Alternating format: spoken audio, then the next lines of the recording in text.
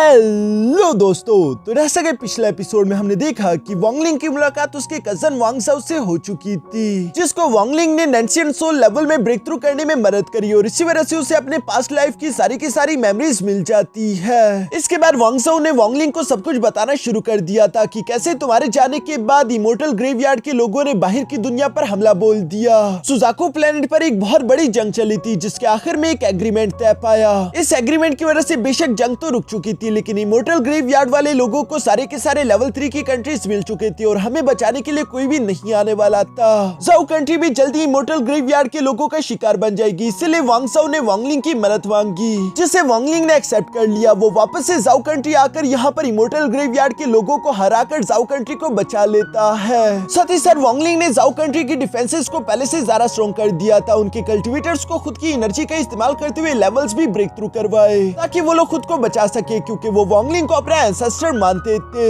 ये सब करने के बाद वांगलिंग वापस से सोल रिफाइनिंग सेट की तरफ अपना सफर शुरू कर देता है, जहाँ पर पहुंचते ही मास्टर डुनटियान वांगलिंग को वेलकम करता है।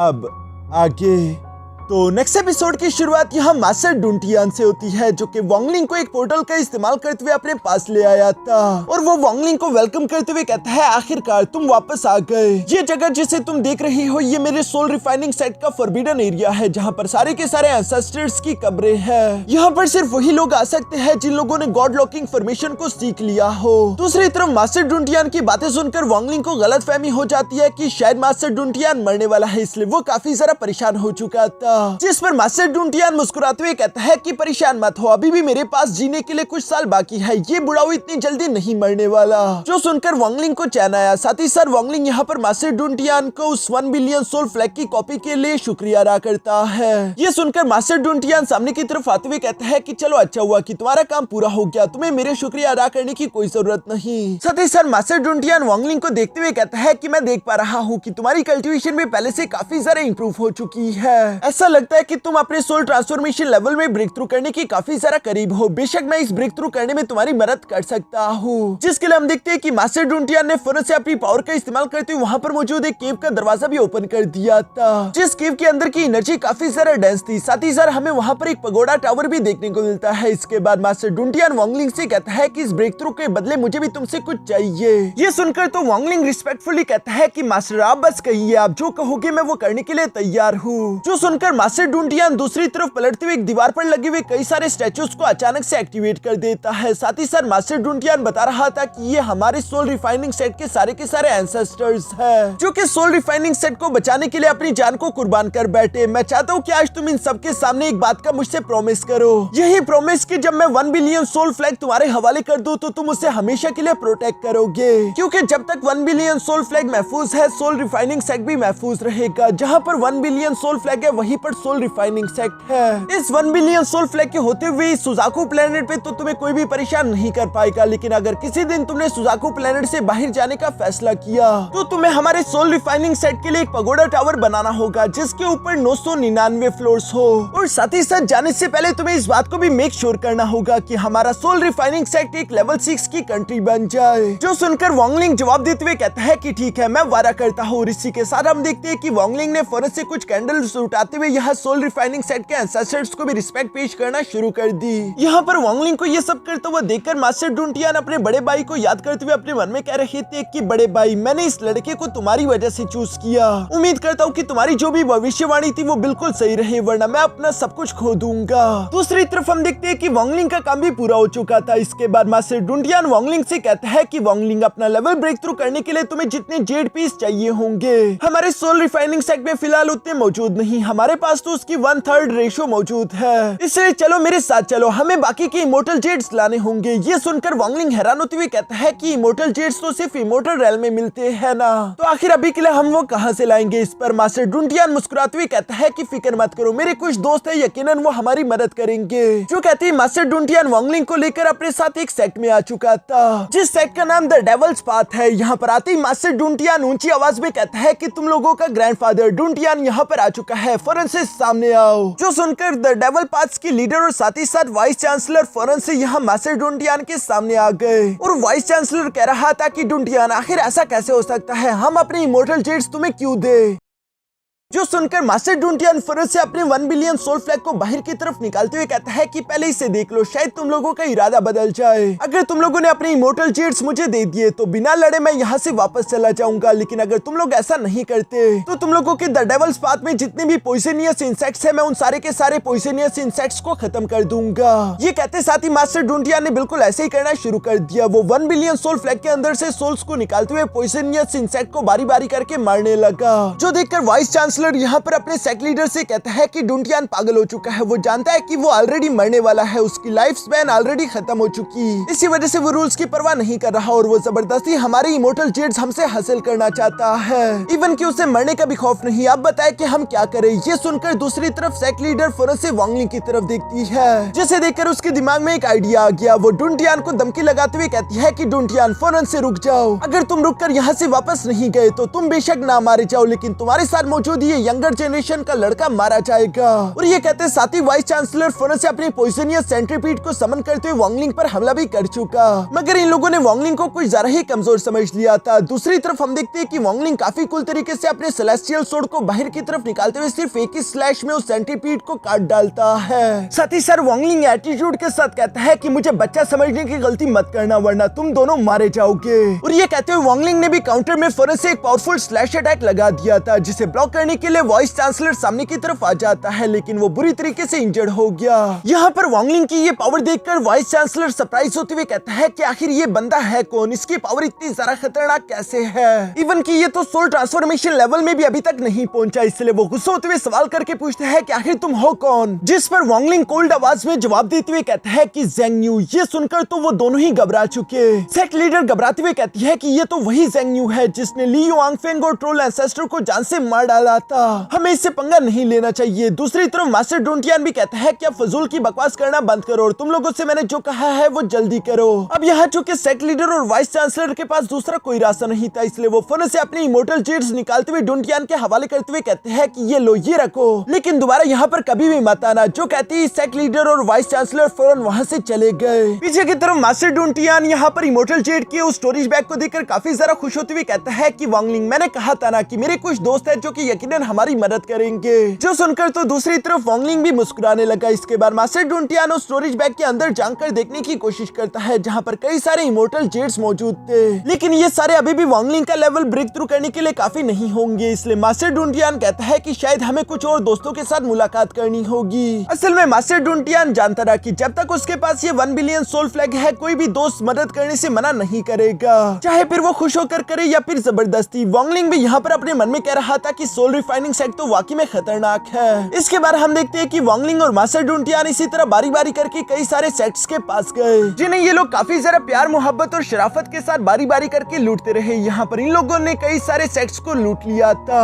और इसी वजह से वांगलिंग और मास्टर डुंटियान के पास कई सारे इमोर्टल जेट्स आ चुके थे, जिन्हें देखते हुए मास्टर डुंटियान कहता है कि वांगलिंग, ये तुम्हारे लेवल ब्रेक थ्रू करने के लिए काफी होंगे। मैं तुम्हें बताना चाहता हूँ कि अगर इस दुनिया में तुम्हें इमोर्टल जेट्स को हासिल करना है तो उसका सिर्फ एक ही तरीका है कि तुम लूट लो, मगर वांगलिंग ये काम अकेले करने के लिए मत निकल जाना। एक दिन तुम्हारे पास 1 बिलियन सोल फ्लैग आ जाएगा, लेकिन फिर भी वांगलिंग तुम्हें मेरे साथ एक वादा करना होगा। हम लोग बेशक चोर है लेकिन असूलों वाले चोर है। जब तक जरूरत ना हो तो बिला वजह लोगों को परेशान करके उनसे इमोर्टल जेट्स नहीं चुराने चाहिए। ये सुनकर वांगलिंग भी कॉन्फिडेंटली जवाब देते हुए कहता है कि जी मास्टर, मैं बिल्कुल ऐसे करूंगा, या तो चुराऊंगा नहीं, जब चुराऊंगा तो सारे चुरा लूंगा। जो सुनकर तो मास्टर डुंटियान को भी हंसी आ जाती है और वो वांगलिंग से कहते हैं कि तुम्हारा दिमाग वाकई में काफी तेज है। इसके बाद नेक्स्ट सीन में हम देखते हैं जहां वांगलिंग और मास्टर डुंटियान वापस की तरफ जा रहे थे। साथ ही साथ चलते हुए वांगलिंग मास्टर डुंटियान को अपने पास्ट की स्टोरीज भी सुना रहा था और बताता है कि सुजाकू प्लेनेट तो काफी ज्यादा छोटा है, लेकिन जब मैं जवान था तब मैं एक टियानियन स्टार में गया हुआ था, जो कि हमारे ही वर्मिलियन बर्ड सिस्टम का एक प्लेनेट है। वहाँ पर रिसोर्सेज की कोई भी कमी नहीं थी, भर भर के रिसोर्सेज मौजूद थे। बस मैं अगर इतना ज्यादा कमजोर ना होता तो शायद मैं बहुत सारा रिसोर्सेज ले आता।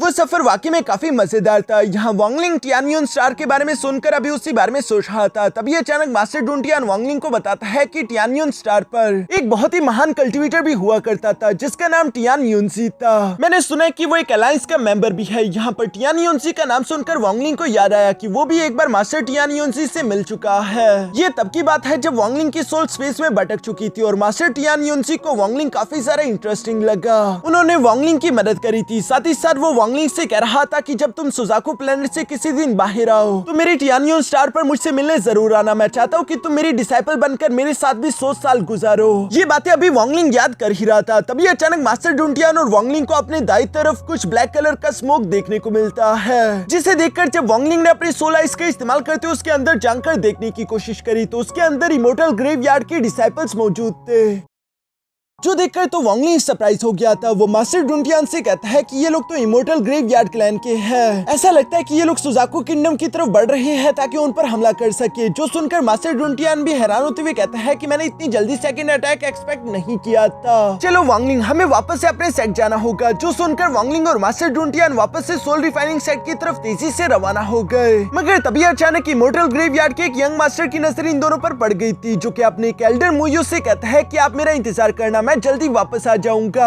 और वो तेजी से इन दोनों के पीछे आते हुए फोरेंसिक फॉर्मेशन का इस्तेमाल करते हुए इन दोनों को उसके अंदर ट्रैप कर देता है। साथ ही साथ वो हवा में आते हुए कह रहा था कि तुम दोनों तो सोल रिफाइनिंग सेट से हो ना। असल में ये एक 9 लीफ शमन था जिसका नाम चूजी था। ये यहाँ पर उन्हें ऑर्डर देते हुए कहता है कि मैं चाहता हूँ कि तुम दोनों अपने ट्रेजर्स को छोड़कर यहाँ से चले जाओ। असल में ये बेवकूफ नहीं जानता रहा कि ये किससे पंगा ले रहा है। हालांकि वांगलिंग भी थोड़ा सा परेशान तो हो गया था क्योंकि सामने खड़ा एक 9 लीफ शमन है। यहाँ पर चूजी मास्टर डुंटियान से कह रहा था कि मैंने सुना है कि 10,000 साल पहले जो बड़ी जंग हुई थी उसमें सोल रिफाइनिंग सेक्ट एक 1 मिलियन सोल फ्लैग की वजह से सरवाइव कर पाया था। मैं असल में देखना चाहता हूँ कि तुम्हारी इस ट्रेजर की जो ताकत के बारे में मैंने सुना है क्या वो सच है या फिर झूठ। दूसरी तरफ मास्टर डुंटियान उसकी बातें सुनकर जवाब देते हुए कहता है कि तुम इस ओल्ड मैन के ये ट्रेजर डिजर्व नहीं करते। साथ ही साथ मास्टर डुंटियान यहाँ पर प्राउडली वांगलिंग से कहता है कि अभी हमने जिन सेक्ट्स वालों को लूटा वो तो इतने ज्यादा ताकतवर नहीं थे, इसलिए मैं तुम्हें 1 बिलियन सोल फ्लैग की असली ताकत नहीं दिखा पाया। लेकिन वांगलिंग अब अपनी आंखें खोलकर देखो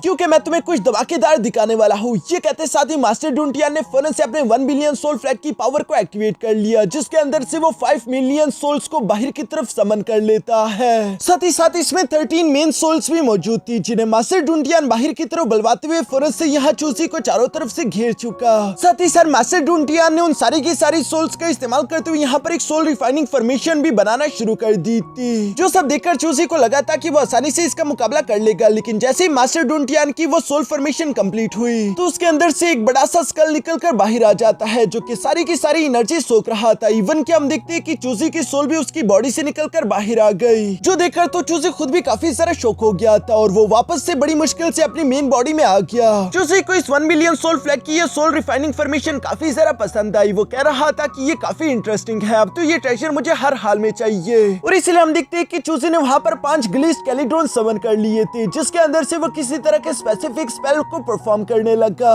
और इसी स्पेल की वजह से उसने कई सारे सोल्स को भी डिस्ट्रॉय कर दिया था, जो सब देखते हुए वांगलिंग अपने मन में कह रहा था कि ये 9 लीफ शमन एटलीस्ट असेंडेंट लेवल के अर्ली स्टेज का वॉरियर होगा। इसी वजह से हम देखते हैं कि चूजी को बिल्कुल भी डर नहीं लग रहा था, बल्कि वो मास्टर डुंटियान का मजाक उड़ाते हुए कह रहा था तो क्या यही है 1 बिलियन सोल फ्लैग की असली ताकत। जिस पर दूसरी तरफ मास्टर डुंटियान भी मुस्कुराकर कहते हैं कि नहीं बच्चे, अभी तक तूने इसकी असली ताकत देखी ही कहा। अगर मैं तुम्हें इस 1 बिलियन सोल फ्लैग की असली ताकत दिखा दूं तो तुम्हें खुद ही मालूम हो जाएगा कि असेंडेंट लेवल की कल्टीवेटर भी मुझसे फाइट करने से क्यों डरते हैं। और ये कहते साथ ही मास्टर डुंटियान ने यहाँ चूसी की आंखें खोलने का फैसला कर ही लिया था, जिसके लिए हम देखते हैं कि वो फौरन से एक फॉर्मेशन फॉर्म में बैठ गए, जहाँ पर हम देखते हैं कि 5 मिलियन सोल्स की एनर्जी यहाँ पर 13 मेन सोल्स के अंदर से गुजरते हुए मास्टर डुंटियान की बॉडी के अंदर जाकर समाने लगी। और चूंकि एक साथ इतने सारे सोल्स की एनर्जी कंबाइन हो चुकी थी तो इसी वजह से मास्टर डुंटियान का कल्टीवेशन लेवल भी बढ़ जाता है, जो देखकर तो चूसी भी सरप्राइज होते हुए कहता है कि आखिर ये क्या, तुम अचानक से असेंडेंट लेवल की मिड स्टेज पर कैसे पहुंच गए। जिस पर मास्टर डुंटियान कोई जवाब नहीं देता, बल्कि वो काफी कूल तरीके से अपने डिवाइन फॉर्म को यहाँ पर समन करते हुए सिर्फ एक ही हाथ के इशारे से वो ग्लेज्ड स्केलेटॉन डिस्ट्रॉय कर देते हैं। और इस अटैक का प्रेशर इतना ज्यादा खतरनाक था कि चूसी इसके कारण हिट होते हुए फौरन पीछे चट्टानों से जा लगा।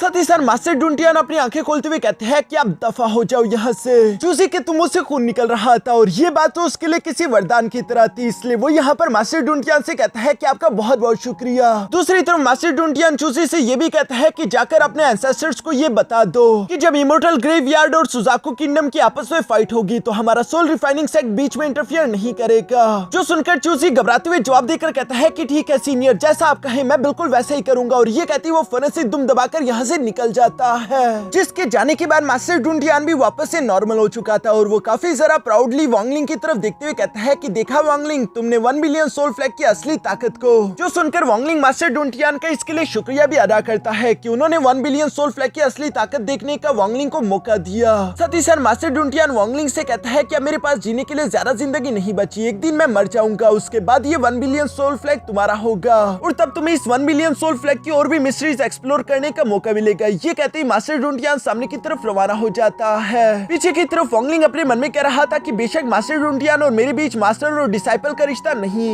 लेकिन फिर भी वो अल्टीमेटली मुझे 1 बिलियन सोल फ्लैग के बारे में सिखा रही है, जिसकी वजह से वो अल्टीमेटली मेरे मास्टर बन गए। ये सब कहती वांगलिंग ने फिर से मास्टर डुनटियान के पीछे जाना शुरू कर दिया था, जहाँ पर रास्ते में मास्टर डुनटियान वांगलिंग से कहता है कि वांगलिंग वैसे तुम काफी ज्यादा लकी हो, क्योंकि मैं महसूस कर पा रहा हूँ कि 1 बिलियन सोल फ्लैग की 4th मेन सोल भी जल्दी अवेकन होने वाली है। जो सुनकर वांगलिंग हैरान होते हुए कहता है कि आखिर इस 4th मेन सोल में ऐसा क्या खास है। इस पर मास्टर डुनटियान बताता है कि 1 बिलियन सोल फ्लैग के टोटल 36 मेन सोल्स है और ये 4th मेन सोल उनमें से कई सारे स्ट्रॉन्गेस्ट में से एक है। ये 4th मेन सोल भी हमारा एक एंसेस्टर हुआ करता था जो कि अपने असेंडेंट लेवल की पीक पर था। ये सुनकर वांगलिंग हैरान होकर सवाल करते हुए कहता है तो आखिर वो मरा कैसे, जिस पर मास्टर डुनटियान जवाब देते हुए कहता है कि ये तो एक लंबी कहानी है, लेकिन इसकी शुरुआत 2nd जनरेशन के सुजाकू एम्परर से हुई थी। ये तब की बात है जब हम लोगों ने इमोर्टल ग्रेवयार्ड के लोगों को हरा दिया था और 1st जनरेशन के सुजाकुस ने खुद को सैक्रिफाइस करके इमोर्टल ग्रेवयार्ड के लोगों को जमीन के नीचे सील कर दिया। मगर जाने से पहले उन्होंने 2nd जनरेशन के सुजाकू एम्परर को चूज किया था, जो इंसान बहुत ही ज्यादा टैलेंटेड था।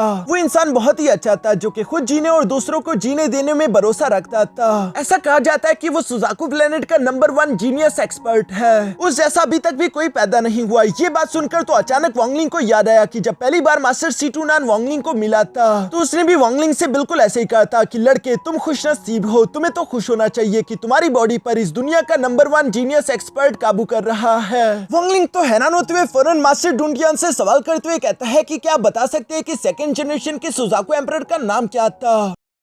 ये सुनकर मास्टर डुनटियान जवाब देते हुए कहता है कि ये बहुत पुरानी बात है, इसलिए मुझे उसका नाम नहीं मालूम, लेकिन अभी का जो सुजाकू एम्परर है शायद उसे उसके बारे में मालूम हो। मगर हाँ, मैं इतना जरूर जानता हूँ कि जब वो सुजाकू एम्परर था तो उस टाइम पर सुजाकू प्लेनेट काफी सारा खुशहाल हुआ करता था। वो किसी के साथ भी बिला वजह ज्यादती नहीं करता था। हमारा 4th एंसेस्टर भी तभी के टाइम अपने असेंडेंट लेवल में ब्रेक थ्रू कर पाया था। ये सारी बातें सुनकर वांगलिंग मास्टर डुनटियान से सवाल करते हुए कहता है फिर आखिर उस 2nd जनरेशन के सुजाकू एम्परर को मारा किसने, जिस पर मास्टर डुनटियान जवाब देते हुए कहता है कि ये कई हजार साल पहले की कहानी है, जहां बाहर की दुनिया से 4 कल्टीवेटर्स आए थे। वो कल्टीवेटर्स बहुत ही ज्यादा स्ट्रॉन्ग थे जो कि 2nd जनरेशन के सुजाकू एम्परर को मार देना चाहते थे। हमारे 4th एंसेस्टर ने सुजाकू एम्परर के साथ कंधे से कंधा मिलाकर उनसे फाइट करी, लेकिन वो चारों कल्टीवेटर बहुत ही ज्यादा स्ट्रॉन्ग थे जिन्होंने हमारे 4th एंसेस्टर को बुरी तरीके से इंजर्ड कर दिया और वो 1 बिलियन सोल फ्लैग की मेन सोल बन गए। जबकि उसी दिन के बाद से 2nd जनरेशन का सुजाकू एम्परर भी अचानक से गायब हो गया और उसके बारे में किसी को भी कुछ मालूम नहीं हुआ। ये सारी बातें सुनकर वांगलिंग को भी अंदाजा हो जाता है कि यकीनन 2nd जनरेशन का सुजाकू एम्परर और कोई नहीं बल्कि मास्टर सीटूनान है, क्योंकि उन्होंने भी वांगलिंग से यही कहा था कि मैंने हजारों साल तक इंतजार किया और अब मैं तुम्हारी बॉडी पर काबू भी नहीं कर पा रहा, आखिर मैं उन चारों कल्टीवेटर से बदला कैसे लूंगा।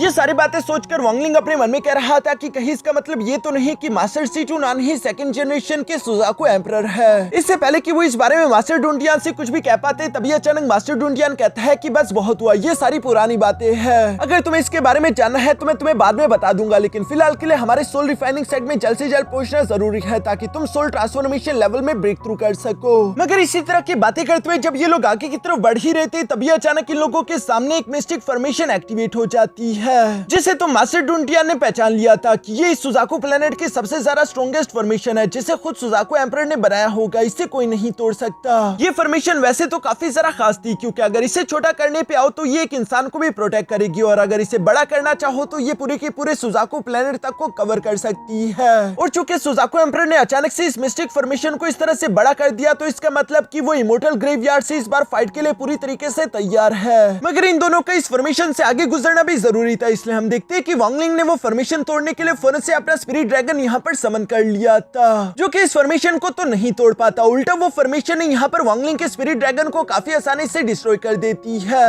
मगर हाँ, वांगलिंग को इस बात की समझ आ गई थी कि इस फॉर्मेशन के अंदर एंशिएंट डेविल का ब्लड भी मौजूद था, जो सुनकर मास्टर डुंडियन कहता है कि अच्छा मैं समझा, ये सब कुछ उस कियानफेंग की चाल है। उसे एंशिएंट डेविल्स का ब्लड चाहिए था ताकि वो इस मिस्टिक फॉर्मेशन को और ज्यादा स्ट्रॉन्ग कर सके, वरना वो इतना अच्छे से लोगों के साथ वैसे तो बिहेव नहीं करता। यहाँ पर वांगलिंग अपने मन में कह रहा था कि कियानफेंग वाकई में काफी ज्यादा चालाक है, मुझे उसके साथ जरा सोच समझ कर चलना होगा। दूसरी तरफ मास्टर डुंडियन को जरा से भी किसी की परवाह नहीं थी। वो फौरन यहाँ पर ऊंची आवाज में कहता है कि कियानफेंग, मैं चाहता हूँ कि तुम इस मिस्टिक फॉर्मेशन में रास्ता ओपन करके हम दोनों को अंदर की तरफ आने दो, क्योंकि अगर ऐसा नहीं होता तो इमोर्टल ग्रेवयार्ड वाले लोग यहाँ पर आ जाएंगे। तब के टाइम में अपनी जान को दांव पर लगाते हुए खुद को सेल्फ डिस्ट्रैक्ट करके भी इस फॉर्मेशन में सुराख कर दूंगा और तुम लोग हार जाओगे, इसलिए बेहतर यह है कि तुम हमें अंदर आने की इजाजत दे दो। जल्दी करो, अब मुझसे और ज्यादा इंतजार नहीं हो रहा। तभी अचानक हम देखते हैं कि कियानफेंग भी फनो से यहाँ पर पहुंच गया, जो कि मास्टर डुंडियन से कह रहा था कि शांत हो जाइए मास्टर, मैं अभी आपके लिए सुजाकू मिस्टिक फॉर्मेशन का दरवाजा ओपन कर देता हूँ। जो सुनकर यहाँ कियानफेंग ने बिल्कुल ऐसा ही किया,